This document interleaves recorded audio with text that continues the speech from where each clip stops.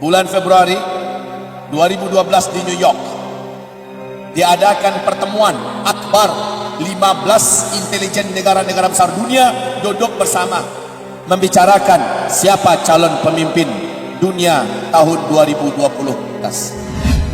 Mereka kaji dengan mendalam, dengan serius, sesuai dengan kepakaran dan keahlian mereka. Akhirnya mayoritas peserta dari 15 intelijen negara besar dunia ini sepakat mengatakan yang memiliki kemungkinan terbesar memimpin dunia 2020 ke atas adalah khilafah Islamiyah. Allahu Akbar. Zaman kita sekarang persis seperti kisah ini kembali, bahwa Rasulullah SAW bersabda, nanti di akhir zaman akan muncul seorang lelaki dari keturunan kandungku yang akan melenyapkan semua kezaliman yang ada di muka bumi, yang akan menghentikan semua kejahatan, yang akan menutup pintu-pintu kediktatoran dan mengembalikan dunia kepada puncak keadilan. Laki-laki itu, kata Rasulullah, dari keturunan kandungku, dari Hasan bin Ali. Laki-laki tersebut namanya mirip dengan namaku, nama ayahnya mirip dengan nama ayahku, akhlaknya benar-benar serupa dengan akhlakku, tetapi fisiknya tidak sama dengan aku, kata Rasulullah sallallahu alaihi wasallam. Orang-orang mulai mengincar-incar nih, siapa kira-kira? Allah, alhamdulillah, Rasulullah memberikan gambaran kapan kelahirannya. Rasulullah bersabda, dia lahir di akhir zaman, ditandai dengan terjadinya 2 kali gerhana dalam 1 bulan Ramadan.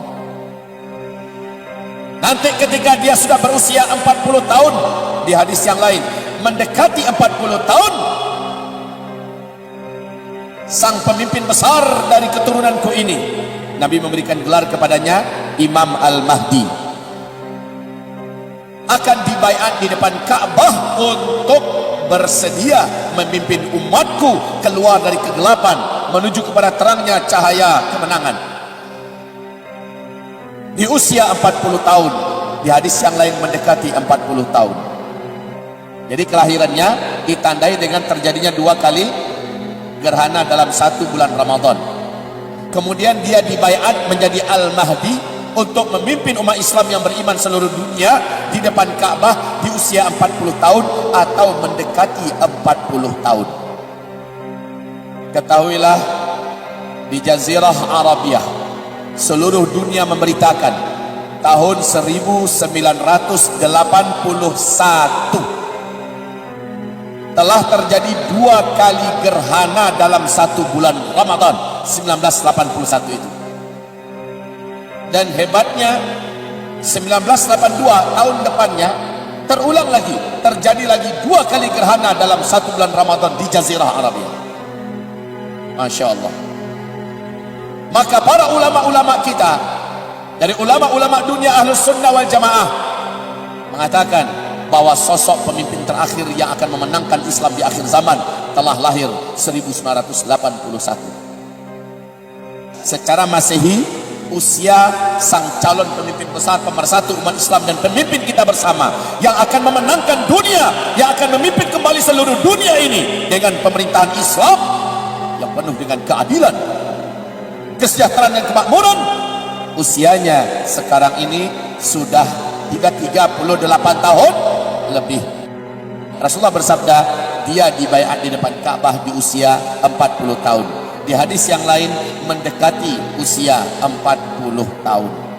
Artinya sudah dekat sekali. Betul? Keadaan umat Islam menjelang dibaiatnya Al-Mahdi, kata Rasulullah sallallahu alaihi wasallam, Islam di mana-mana benar-benar dizalimi, diperangi. Kaum muslimin betul-betul tidak dianggap sama sekali, bahkan dibenci, dimusuhi. Lihat Uighur sekarang ini di Cina, ya Allah. Xinjiang, betul-betul luar biasa penderitaan mereka.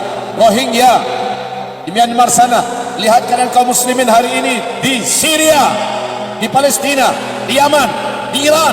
Lihat nasib kaum muslimin di mana-mana, wahai Allah, Allah. Dan juga di Indonesia, luar biasa. Tetapi sebentar lagi, insya Allah Ta'ala, Allah akan terbitkan matahari Cahaya kemenangan sebentar lagi akan muncul. Walaupun musuh-musuh yang sedang berkuasa di timur dan di barat tidak suka dengan kebangkitan Islam, Islam tetap akan bangkit soon, very very soon. Sangat dekat sekali insyaallah ta'ala. Dan itu terbukti bulan Februari 2012 di New York diadakan pertemuan akbar 15 intelijen negara-negara besar dunia duduk bersama membicarakan siapa calon pemimpin dunia tahun 2020 atas. Dalam pembicaraan itu muncul 4 kandidat yang akan memimpin dunia kelak. Kandidat pertama masih Amerika Serikat. Kandidat kedua Cina. Kandidat ketiga adalah mafia-mafia internasional. Dan kandidat yang keempat khilafah Islamiyah. Mereka mengkaji satu persatu. Amerika Serikat dulu dikaji, masih mungkin tidak, masih sanggup tidak, seberapa kemungkinan Amerika melanjutkan kepemimpinan dunia. Setelah dikaji oleh 15 intelijen negara besar dunia, sepakat seluruhnya mengatakan Amerika mustahil mampu melanjutkan kepemimpinan dunia.